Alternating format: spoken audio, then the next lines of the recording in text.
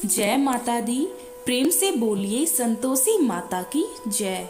आज शुक्रवार के दिन आप सुनिए संतोषी माता की व्रत कथा। एक बुढ़िया थी और उसके 7 बेटे थे। 6 बेटे कमाने वाले थे और एक बेटा निकम्मा था। बुढ़िया माँ 6 पुत्रों की रसोई बनाती, भोजन कराती और पीछे से जो कुछ बचता वह 7वें पुत्र को दे देती। परंतु वह बड़ा भोला भाला था, मन में कुछ विचार नहीं करता था। एक दिन वह अपनी बहू से बोला, देखो मेरी माता का मुझ पर कितना प्रेम है। वह बोली, क्यों नहीं, सबका झूठा बचा हुआ तुमको खिलाती है। वह बोला, ऐसा भी हो सकता है क्या? मैं जब तक आंखों से ना देखूं मान नहीं सकता। बहू ने हंसकर कहा, देख लोगी तब तो मानोगे। कुछ दिन बाद बड़ा त्योहार आया। घर में 7 प्रकार के भोजन और चूरमा के लड्डू बने। वह जांचने को सर के दर्द का बहाना बनाकर पतला कपड़ा सिर पर ओढ़कर रसोई घर में सो गया और कपड़े में से सब देखता रहा। 6 भाई भोजन करने आए। उसने देखा माँ ने उनके लिए सुंदर सुंदर आसन बिछाए, 7 प्रकार की रसोई परोसी। वह आग्रह से जिमाती रही। वह देखता रहा। 6 भाई भोजन कर उठे तब माँ ने उनकी झूठी थालियों में से लड्डुओं के टुकड़ों को उठाया और एक लड्डू बनाया। जूठन साफ करके बुढ़िया माँ ने पुकारा, उठ बेटा, 6 भाई भोजन कर गए, अब तू ही बेटा बाकी है, उठ और तू कब खाएगा? वह कहने लगा, माँ मुझे भोजन नहीं करना, मैं परदेश जा रहा हूँ। माँ ने कहा, कल जाता तो आज ही जा। वह बोला, हाँ हाँ आज ही जा रहा हूँ। यह कहकर वह घर से निकल गया। चलते समय उसे बहू की याद आई। वह गौशाला में कंडे थाप रही थी।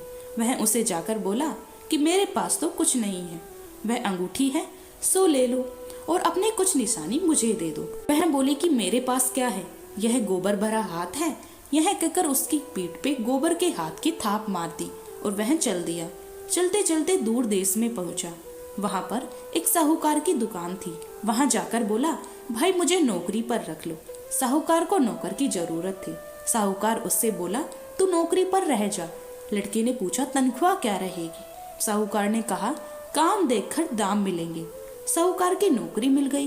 वह सवेरे 6 बजे से रात्रि 12 बजे तक नौकरी करने लगा। कुछ दिनों में दुकान का लेन देन, हिसाब किताब, ग्राहकों को माल बेचना, सारा काम करने लगा। साहूकार के 7-8 नौकर थे। वे सब चक्कर खाने के लगे कि यह नया नौकर बहुत होशियार बन गया है। सेठ ने भी काम देखा और 3 महीने के अंदर ही उसे मुनाफे का साझेदार बना लिया। 12 वर्ष की वह नामी सेठ बन गया और मालिक सारा कारोबार उस पर छोड़कर बाहर चला गया। अब बहू पर क्या बीती वह सुनो। सास ससुर उसे दुख देने लगे। सारी गृहस्थी का काम करा के उसे लकड़ी लेने जंगल में भेज दी। इस बीच घर की रोटियां के आटे को भी भूसी निकलती और उसकी रोटी बनाकर रख दी जाती। फूटे नारियल की नरीली में पानी। इस तरह दिन बीतते रहे।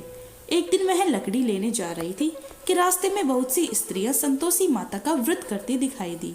वहां यह खड़ी होकर कहने लगी, बहनों यह तुम किस देवता का व्रत करती है और उसके करने से क्या फल होता है? इस प्रकार के व्रत करने की क्या विधि है? यदि तुम अपने इस व्रत का विधान मुझे समझाकर कहोगी तो मैं तुम्हारा बड़ा एहसान मानूंगी। तब उनमें से एक स्त्री बोली, सुनो, यह संतोषी माता का व्रत है। इसके करने से निर्धनता, दरिद्रता का नाश होता है, लक्ष्मी आती है, मन की चिंताएं दूर होती है, घर में सुख होने से मन को प्रसन्नता और शांति मिलती है, निपुत्री को पुत्र मिलता है, प्रीतम बाहर गया हो तो शीघ्र आता है, कुंवारी कन्या को मनपसंद वर मिलता है, राजद्वार में बहुत दिनों से मुकदमा चलता तो वह भी खत्म होता है, गृह कलेश की निवृत्ति होती है, सुख शांति हो, घर में धन जमा हो, पैसा जायदाद का लाभ हो और भी जो मन में है, जो कुछ कामना हो, वह सब इस संतोषी माता की कृपा से पूरी होती है। स्त्री कहने लगी, 1.25 आने का गुड़ चना लेना, इच्छा हो तो 5.25 आने का लेना, या 1 रुपया भी सहूलियत के अनुसार ही लेना, बिना परेशानी, श्रद्धा और प्रेम से जितना भी बन सके सवाया लेना। 5.25 पैसे से 5.25 आना था, इससे भी ज्यादा शक्ति और भक्ति के अनुसार ले लेना। हर शुक्रवार को निराहार रहकर कथा कहना और सुनना। इसके बीच क्रम टूटे नहीं, लगातार नियम पालन करते रहना। सुनने वाला कोई ना मिले तो घी का दीपक जलाकर उसके आगे जल के पात्र को रखकर कथा कहना, परंतु नियम ना टूटे। जब तक कार्य सिद्ध ना हो नियम पालन करना और कार्य सिद्ध हो जाने पर व्रत का उद्यापन करना। 3 मास में माता फल पूरा करती है। यदि किसी के खोटे ग्रह हो तो भी माता 1 वर्ष में अवश्य कार्य सिद्ध करती है। कार्य सिद्ध होने पर ही उद्यापन करना चाहिए, बीच में नहीं करना चाहिए। उद्यापन में सेर आटे का खाजा तथा इसी अनुसार से खीर तथा चने का साग बनाना, 8 लड़कों को भोजन कराना, जहाँ तक मिले देवर, जेठ, भाई, बंधु, कुटुंब के लड़के लेना, ना मिले तो रिश्तेदारों और पड़ोसियों के लड़के बुलाना, उन्हें भोजन कराकर यथाशक्ति दक्षिणा देना और माता का नियम पूरा करना। उस दिन घर में कोई खटाई नहीं बनाना। यह सब सुनकर बुढ़िया की बहू वहाँ से चल दी। रास्ते में लकड़ी के बोझ को बेच दिया और उन पैसों से गुड़ चना लेकर माता के व्रत की तैयारी करने लगी। आगे चली और सामने मंदिर है।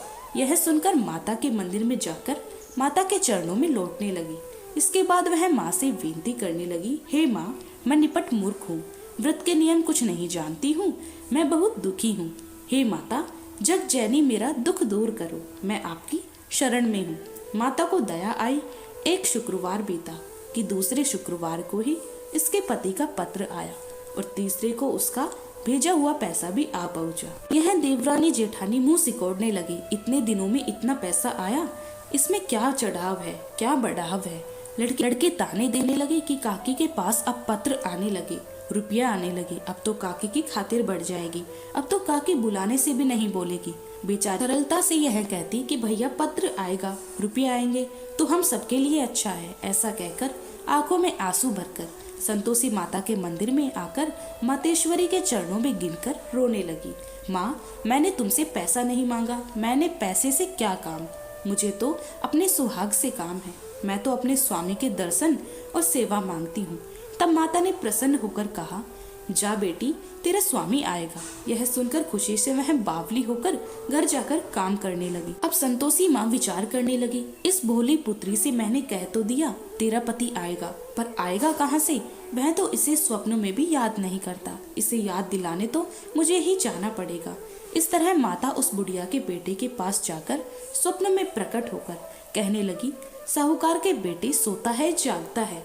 वह कहता है, माता सोता भी नहीं हूँ, जागता भी नहीं हूँ, बीच में ही हूँ, कहो क्या आज्ञा है। माँ कहने लगी, तेरा घर बार है या नहीं? वह बोला, मेरा सब कुछ है। माता, माँ बाप, भाई बहन, बहू क्या कमी है? माँ बोली, पुत्र तेरी घरवाली कष्ट उठा रही है, माँ बाप उसे दुख दे रहे हैं, वह तेरे लिए तरस रही है, तू उसकी सुध ले। वह बोला, हाँ माता, यह तो मुझे मालूम है, परंतु जाऊं कैसे? परदेश की बात है, लेन देन का कोई हिसाब नहीं है, कोई जाने का रास्ता नजर नहीं आता, कैसे चला जाऊं?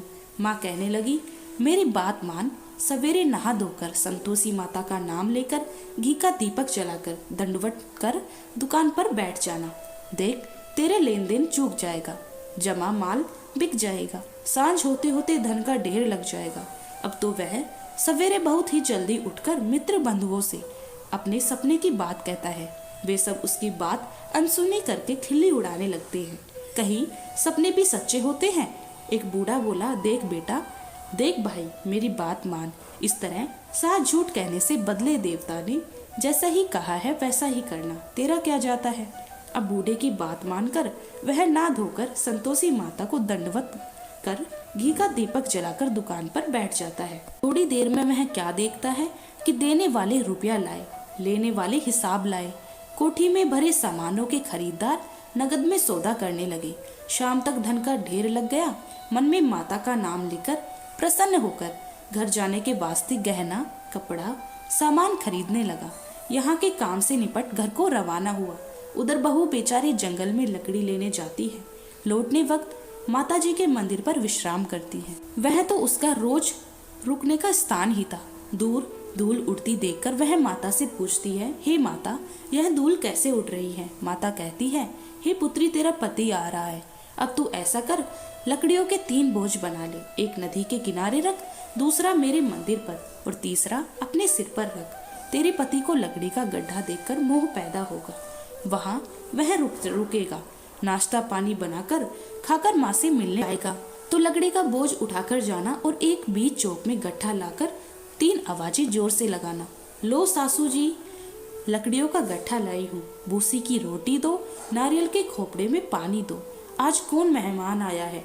माँ की यह बात सुनकर वह बहुत अच्छा माताजी कहकर प्रसन्न मन में होकर लकड़ियों के 3 गट्ठे ले आई। एक नदी के तट पर एक माता के मंदिर पर रखा। इतने में ही वह मुसाफिर आ पहुंचा। सूखी लकड़ी देखकर उसकी इच्छा हुई कि अब यहीं निवास करे और भोजन बनाकर खा पीकर गांव जाए। इस प्रकार भोजन बनाकर विश्राम लेकर गांव को गया। उसी समय बहू सिर पर लकड़ी का गट्ठा लिए आती है। उसे आंगन में डालकर जोर से 3 आवाज देती है।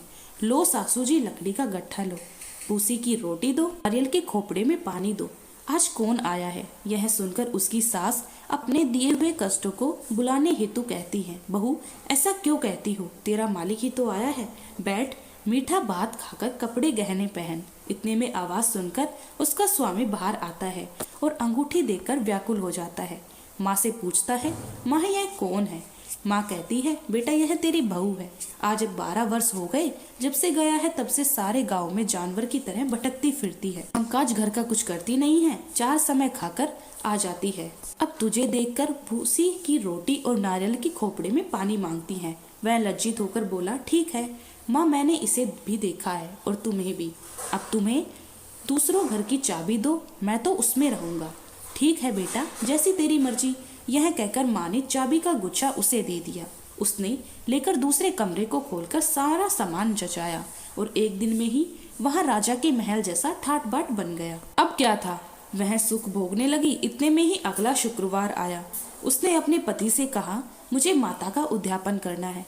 उसका पति बोला, बहुत अच्छा, कर लो, अपनी खुशी से यह भी कर लो। तुरंत ही वह उद्यापन की तैयारी करने लगी।